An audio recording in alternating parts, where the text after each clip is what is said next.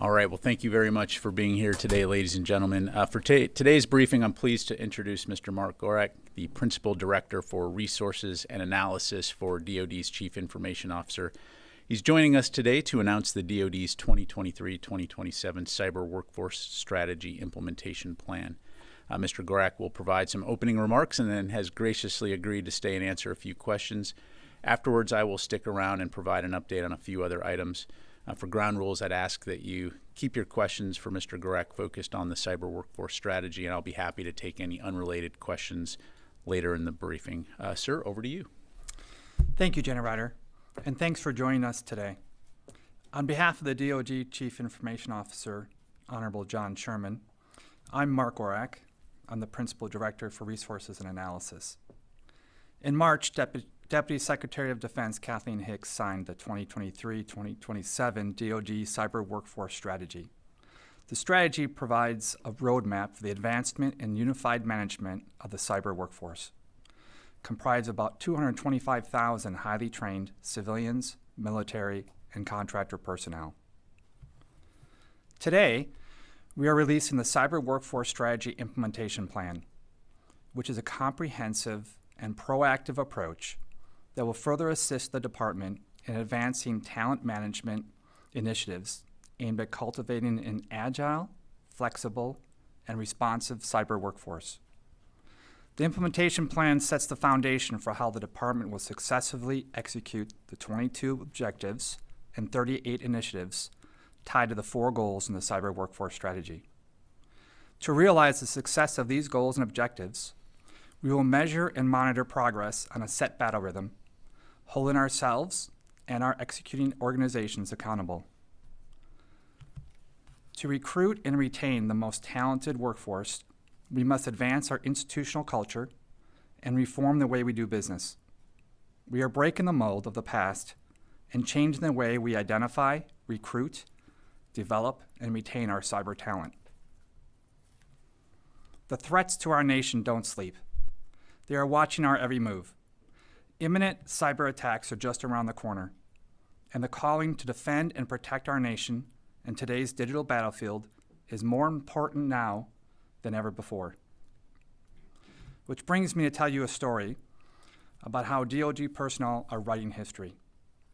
Note, we changed the name to protect the privacy. Master Sergeant Jason Hines grew up in a small town. He graduated high school and made the decision to join the Marine Corps.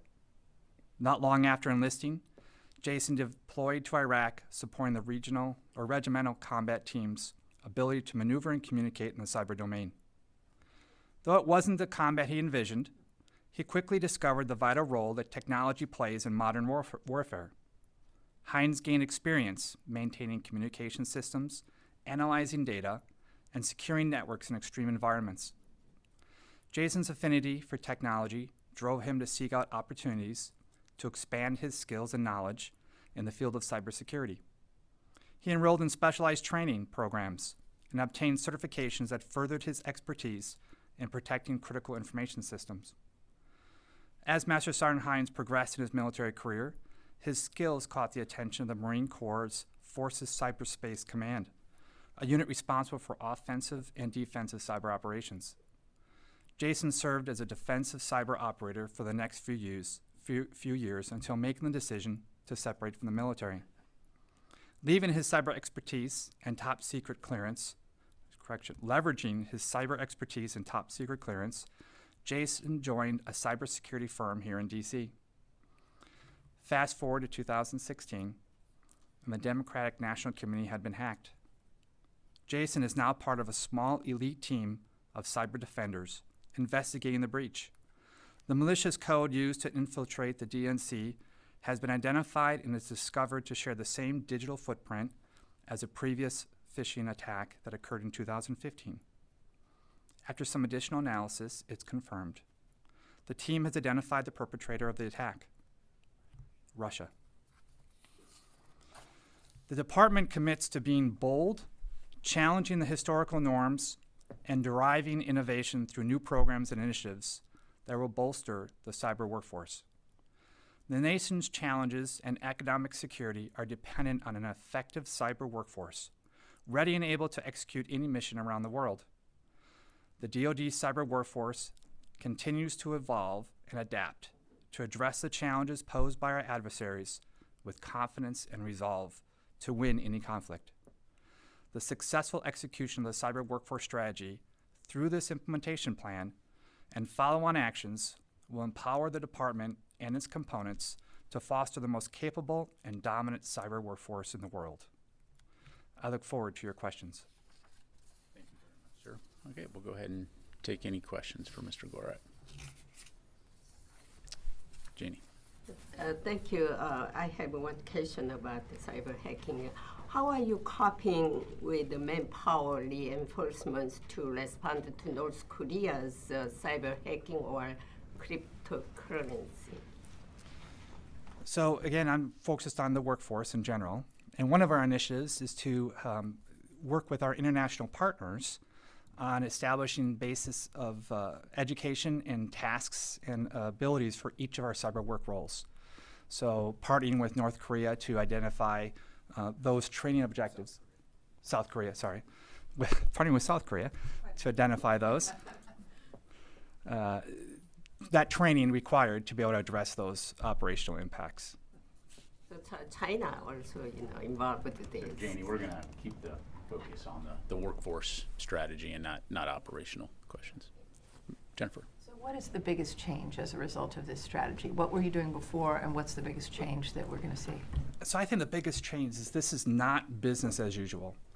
So to address our shortage and to keep up with the demand, we must fundamentally change the way we're doing business. So I think the biggest change in these initiatives is how we go after recruitment, looking at the whole spectrum. How do we go after education it's a national challenge. It's not just a DoD challenge.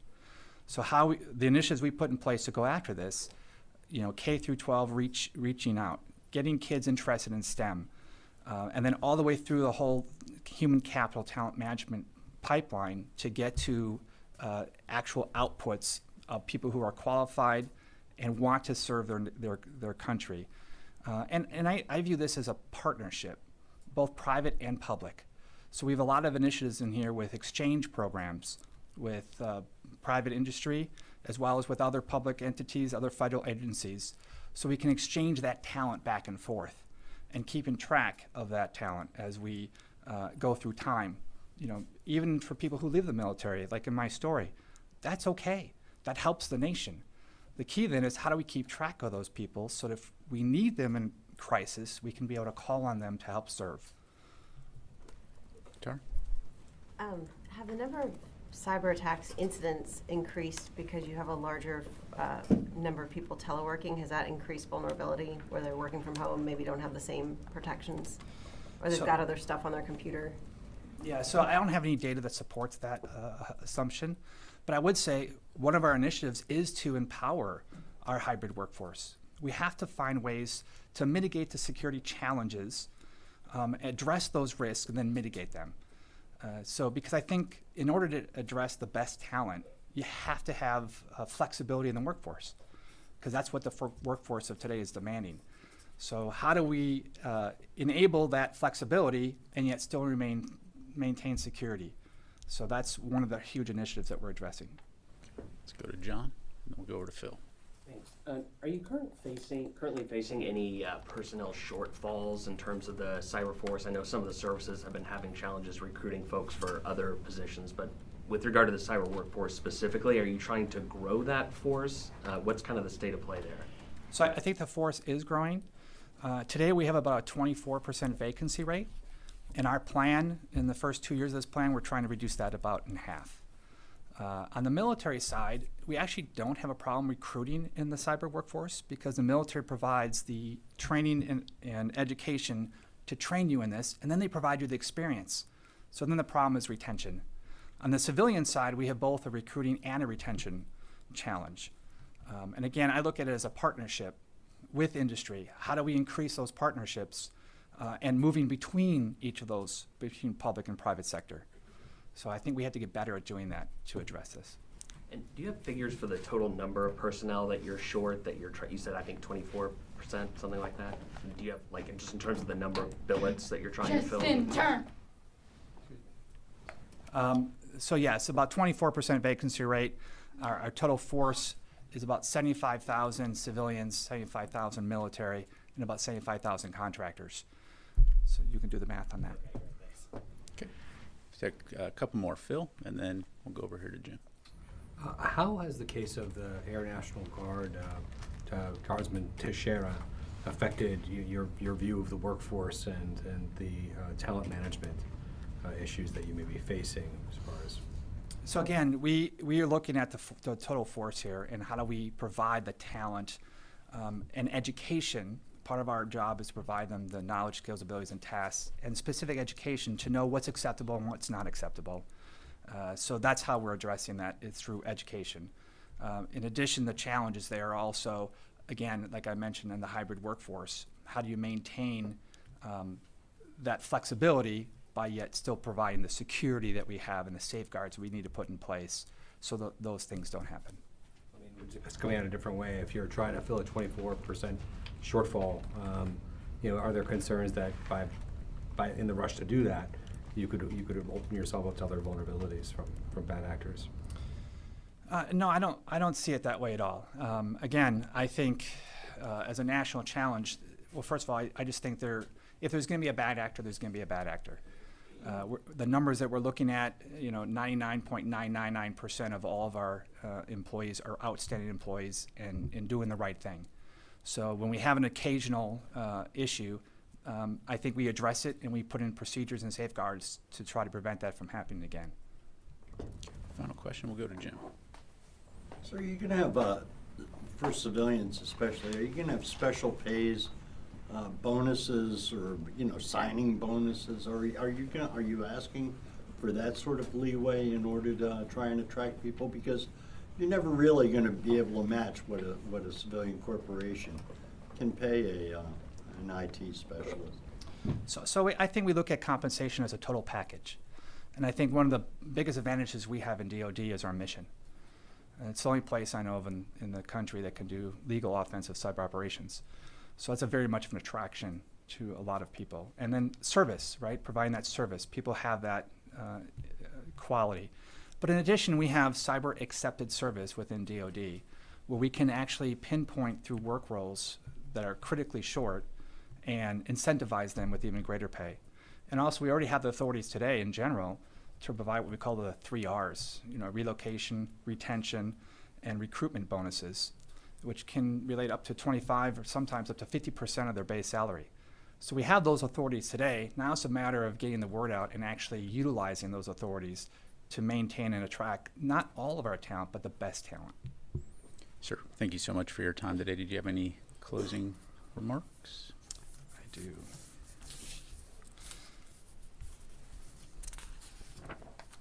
So in closing, thank you again for joining us today. The call to action starts now. We are advancing our institutional culture. We are proactively and productively addressing today's cyber threats, and we will remain the most capable and dominant cyber workforce in the world. And I thank you for your time. Thank you, sir.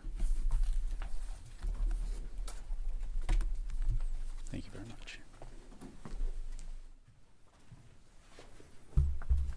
All right.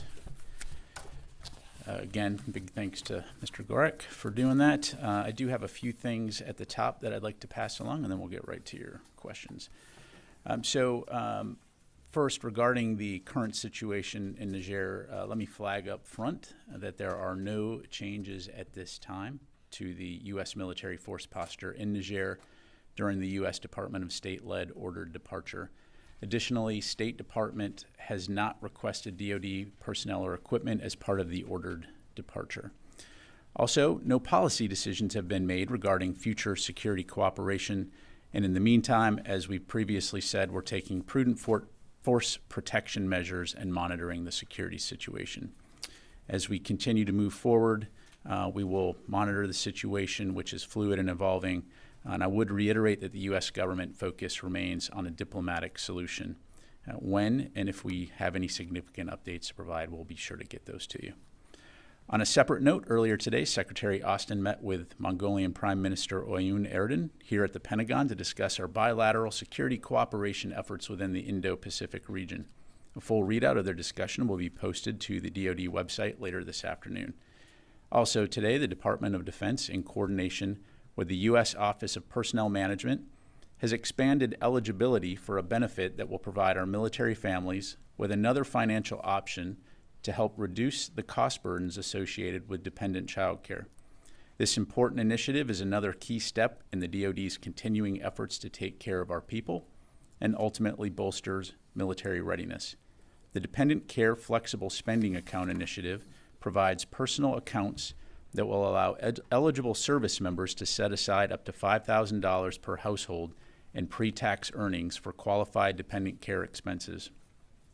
The introduction of the Dependent Care Flexible Spending will further help our families afford care for their loved ones while supporting the U.S. military's important mission worldwide. Again, additional information can be found on the DoD website. Tomorrow, Secretary Austin will attend Chief of Staff of the Army General James McConville's relinquishment of responsibility and Sergeant Major of the Army Michael Grinston's change of responsibility ceremony. The ceremonies will take place at Summerall Field, located on Joint Base Meyer-Henderson Hall. Please contact Army Public Affairs for additional details.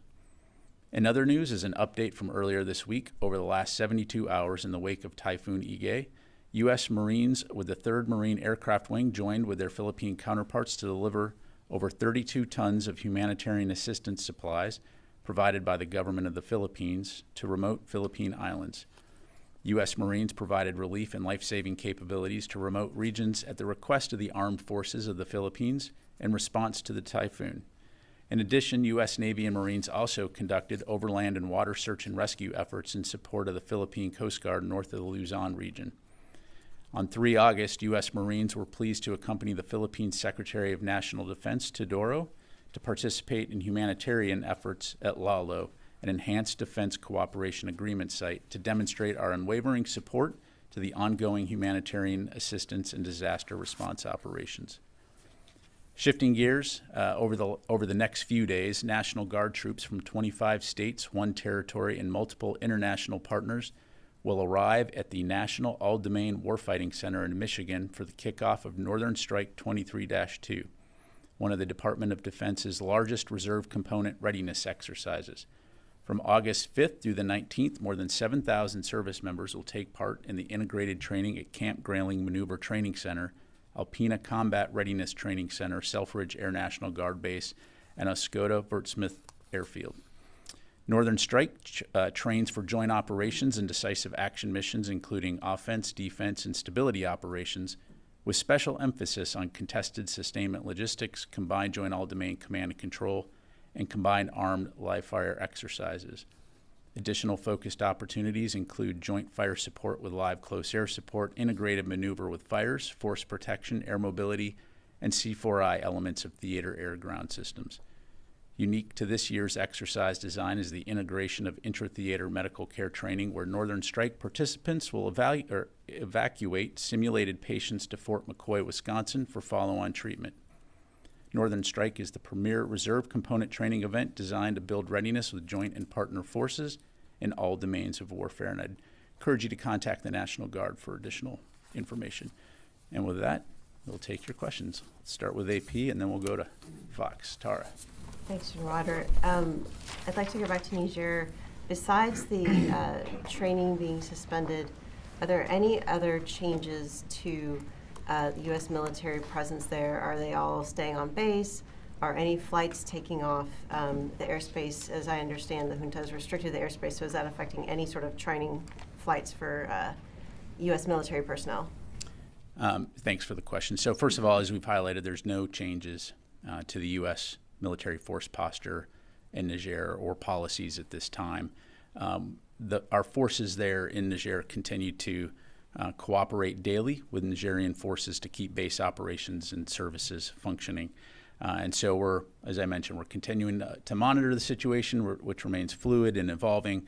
But right now, again, our focus is going to continue to be on a diplomatic solution to the situation there. So just to follow up on that, so cooperate, Are U.S. forces going outside the base? Are they still going on missions, or is everybody staying inside the base for now? Yeah, so for the most part right now, they're staying on the bases. As I mentioned earlier this week, if there is a reason that they need to go off base to engage with counterparts, certainly conditions permitting, they're doing that. But for force protection reasons, largely remaining on the bases and, again, cooperating with the Nigerian forces to keep those bases running. And then just one quick last one, and then I got to go to to Fox. Because the airspace is restricted, does the military have any role in helping negotiate flights for the Americans that are in Niger that are being asked to evacuate out? So for the ordered departure, State Department has a lead. They have not requested any support from DOD at this time. Jennifer. Are there any Nigerian troops on the base where the U.S. military is located? I'd refer you to AFRICOM for further details, but my understanding, the short answer is yes, we continue to work with our Nigerian counterparts there on the ground. Obviously, the forces that are not necessarily associated with this seizure of the president. Again, we're working with them on a daily basis to keep the bases running and the services going. And do you have any assurances from the current military leadership of Niger that they will not harm either U.S. forces or that U.S. forces can remain on the base in Agrade? Well, again, as we monitor this situation, I mentioned earlier in the week that the chairman has spoken to his counterpart in Niger. Right now, we have no indication of any imminent threat against American forces in the country. Again, this is something that we'll continue to monitor very closely. Janie. Thank you, Senator. I have two questions. First question on the Private King's. Private King's North Korea choice seems to be the wrong choice because there is no freedom and human rights in North Korea and the people suffer from hunger. My question is, what kind of education is the DOD providing to U.S. soldiers about North Korea? Janie, in terms of what kind of training or anything like that in Korea, and I'd refer you to USFK. I think largely speaking, most folks have an understanding of the situation in North Korea as it pertains to Private King. Again, I don't want to speculate. As I've mentioned before, it's under investigation, and we'll know more later. Are the U.S. soldiers aware that North Korea is an enemy country? Again, I think there's a clear understanding about entry into and out of North Korea. But again, for specifics, I'd refer you to USFK. Phil. The Department of Justice has announced charges against 2 sailors for espionage related to China. I'm not asking about that investigation or that case, but has the DOD conducted a damage assessment, and if so, what are your concerns? Yeah, thanks, Phil. So I don't have anything to provide on that right now. I am aware of DOJ's announcement today, so as it relates to that, I'd refer you to them. Thank you. Oren? Just to follow on to that, that's the second time this year a service member has been charged with disseminating classified information. Are you considering taking measures above and beyond what the Pentagon has already done following the case of Jack Teixeira? Are you looking at the possibility of that? Without getting into specific cases, as we've talked about before, I think we have clear policies and procedures in place when it comes to safeguarding and protecting sensitive information. And so if those rules are violated, appropriate action will be taken as it has in the cases that were highlighted. But you put in more actions and more steps for security following Teixeira. Are you considering adding on to those or expanding those in some way? Because you've just seen them fail again in this case. Yeah, again, I mean, the broader issue of espionage or the lack of proper handling of classified information is something as old as warfare itself. That said, again, we have a robust set of policies and procedures going through the situation that you're referencing in terms of the airmen. As you know, we have done a very thorough analysis on steps that can be taken to further tighten controls, and we're working through that process now. Thank you. Let me go back here. Yes, ma'am. Do they have any ties to China, such as family members?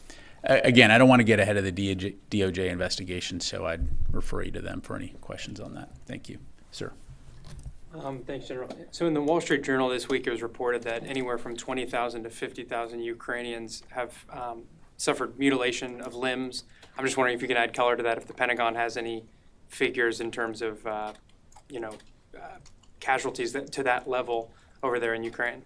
I don't have any casualty data to provide as it relates to Ukraine. Clearly, we know that the damage and suffering inflicted upon the Ukrainian people by the Russians due to their illegal invasion of Ukraine is significant, which is, again, another reason why we would call on Russia to end this conflict immediately. In the meantime, knowing that they have no indication of doing that, we're going to continue to support Ukraine, working with our allies and partners to ensure that they have the capabilities they need to defend their country. Thank you. Yes, ma'am. Thank you. Tima from Al Jazeera English.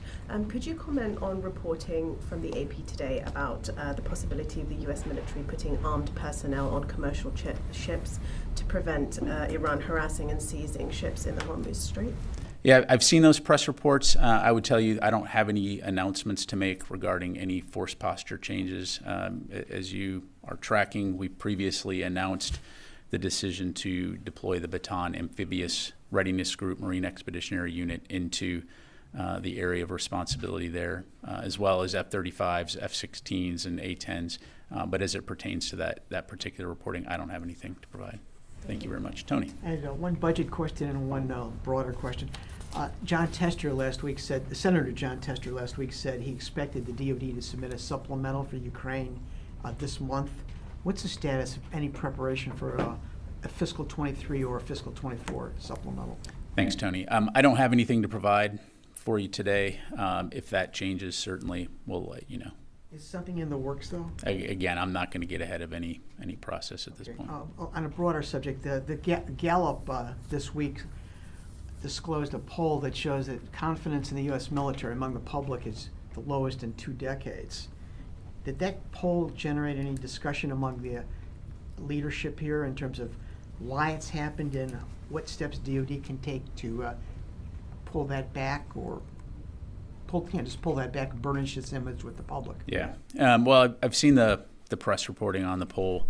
I will say I'm not really in a position to address the why behind the decrease in those numbers, particularly since the research didn't really delve into that beyond stating that there has been a general decline in confidence in public institutions writ large.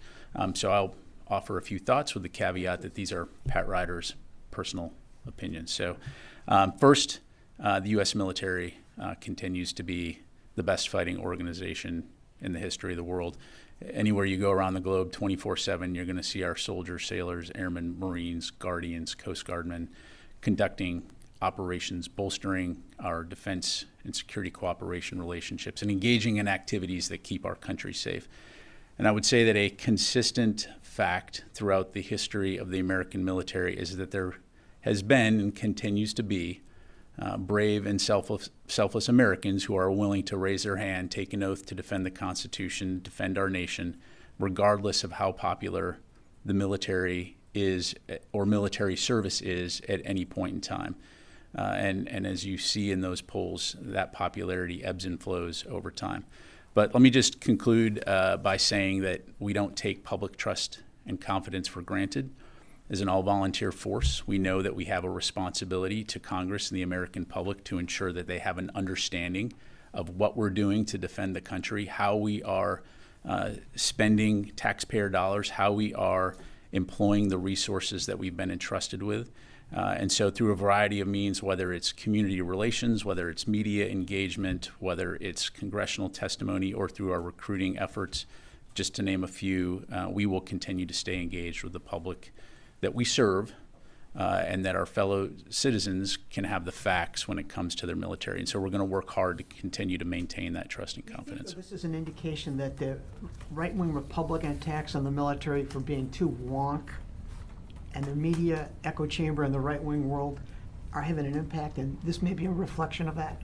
Again, the challenge here, Tony, is you go out and you ask a question, yes or no, and the Gallup poll produces some statistics. I'm not going to sit here and speculate on the specific whys, other than acknowledge the fact that earning the trust and confidence of the American public is something we will continue to do in the midst of continuing to do what's job number one, which is defending this nation. And that's something that we do very well and that we'll continue to do. But I'm happy to talk with you a little bit more offline, and let me go over here to Dan.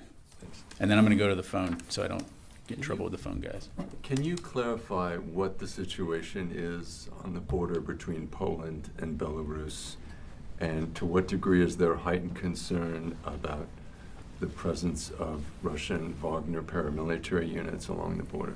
Yeah, thanks, Dan. So, when it comes to the specific situation on the border, I think really Poland are in the best position to talk to you about what their current situation and concerns are. Largely speaking, again, I'm aware of the rhetoric that we've seen from Wagner and from Belarus as it pertains to the border. Right now, there are no plans that I'm aware of, from a U.S. standpoint to adjust our current force posture. We obviously are committed to the security of NATO and will continue to stay in close communication with our Polish allies on that front. But you don't see some kind of heightened risk? Or I'm not aware of any imminent risk right now as it relates to cross-border operations. But again, when it comes to Wagner Group, I think we all keep a close eye all the time. Just more on Ukraine. On the counteroffensive, there seems to be a consensus now that it's a difficult task, and there hasn't been, kind of a dramatic breakthrough. There is some criticism that the U.S. has been too slow at times in providing some weapon systems over time, whether it's tanks or longer-range missiles, and that has perhaps also complicated things for the Ukrainians. What's your response to that criticism? Do you think there's any truth to that? Not at all. I think that we have been very aggressive in providing Ukraine with a variety of capabilities. And when I say we, the United States and the international community, and that's something that we're going to continue to keep after. The problem is that Russia invaded its democratic neighbor unprovoked and has killed thousands and thousands of innocent people. And so there are no illusions that this fight that Ukraine finds itself in is an easy fight. And so, again, Russia has had time to build up the defenses along their occupied areas, and Ukraine is taking the fight to them, and it's going to be a tough fight. But I would just go back and highlight, first of all, we've been training the Ukrainians since 2014. Even after the war started, after Russia's invasion, the international community, the United States, have continued to help train Ukrainian forces. We've literally met almost every single month since the invasion with international allies and partners, over 50, to highlight Ukraine's needs and rush aid security assistance to them. So we are confident that they have significant combat capability available to them, and that they're going to employ that at a time and place of their choosing to defend their country and take back sovereign territory. Let me move on to a few more questions here. Yes, sir. And then you all the way in the back, and then I'm going to go to the phone. On Tuesday, you were asked about Senator Tuberville's holds and about how that affects readiness. And you said, the Pentagon is focused on winning our nation's wars and winning battles, I think you said was the term you phrased, are winning wars. And I wanted to ask you about that. The Pentagon is a reflective institution along with the services. That's why we have Centers for Lessons Learned. This month marks 2 years since the 20-year war of Afghanistan ended. What does the Pentagon see that as? Did we win or did we lose? And I don't ask that to be flippant or as a gotcha, but I wondered, what has the 2 years of reflection been like here at the Pentagon, and how did they view that war in terms of, like you said, we fight our nation's wars to win. Yeah. So first of all, I'm not going to engage in a sort of a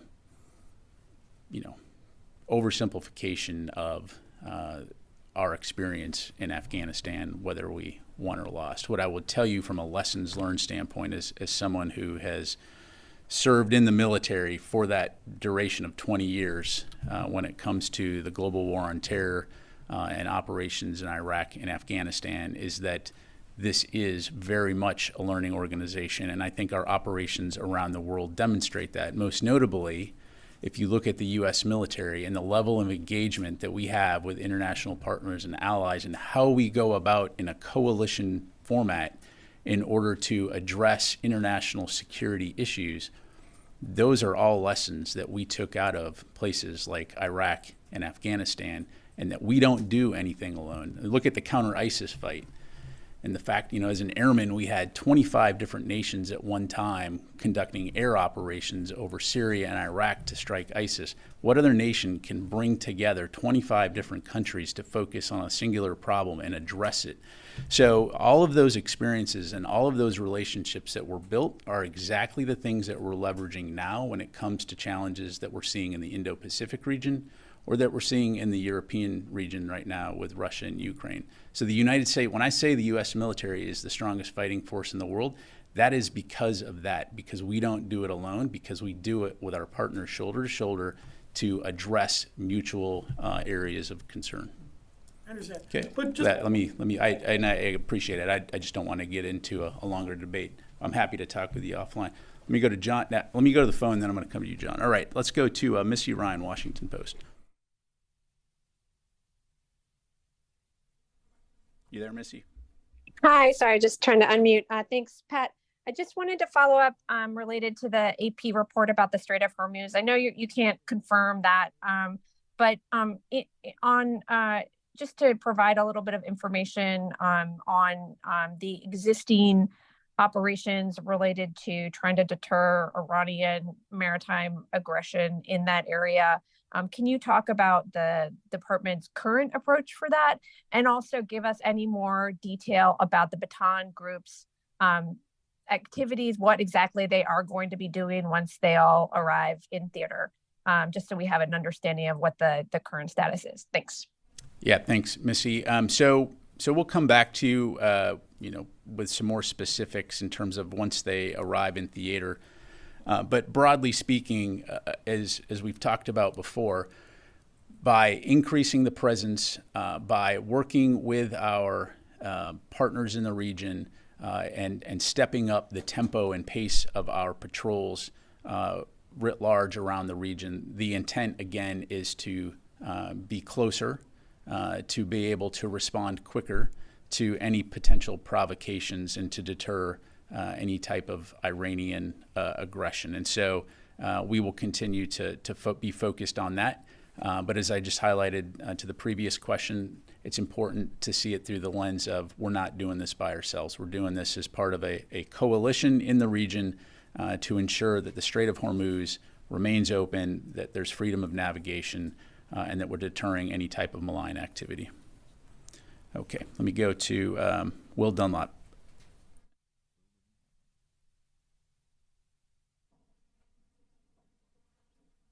Will, are you there? Okay, Laura Seligman.